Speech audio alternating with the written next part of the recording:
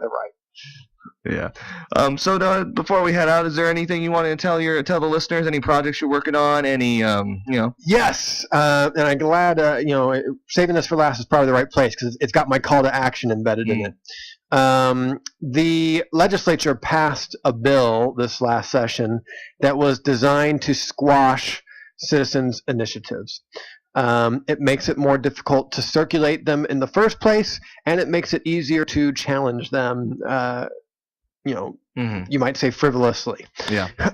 So we have come up with a plan, and this is a nonpartisan thing. So I am on an action committee called Grassroots Citizens Concerned, and it is multi-partisan. The chair is a libertarian, the treasurer is independent.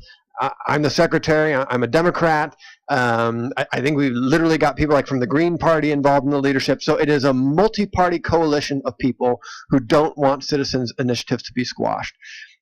There are so many things wrong with this bill, but one of the biggest ones is that it is solving a non-problem. We do not have a problem with people turning in fake petitions. It's not a thing that happens. Mm-hmm. And so trying to make it harder to turn in petitions is not is not a solution that we needed.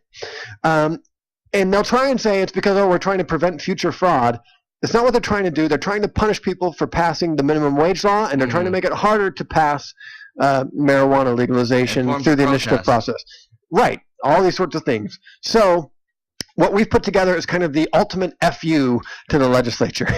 Because as the rules stand, you can put together a referendum on a bill. And what that means is, if from the date that the legislative session ends, which we expect to be this week, if we can collect about 100,000 signatures in 90 days, it will stop their bad law from going into effect, and it will put it on the next ballot so that the citizens can vote it down.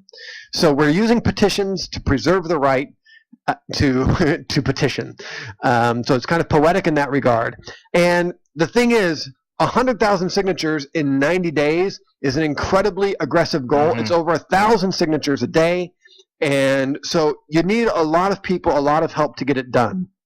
So with that being said, I would love to invite anyone who's listening who would be willing to gather 150 signatures takes about 2 to 4 hours. So our goal is to get about 700 to 1,000 people to commit to collecting 150 signatures, spending 2 to 4 hours on this issue.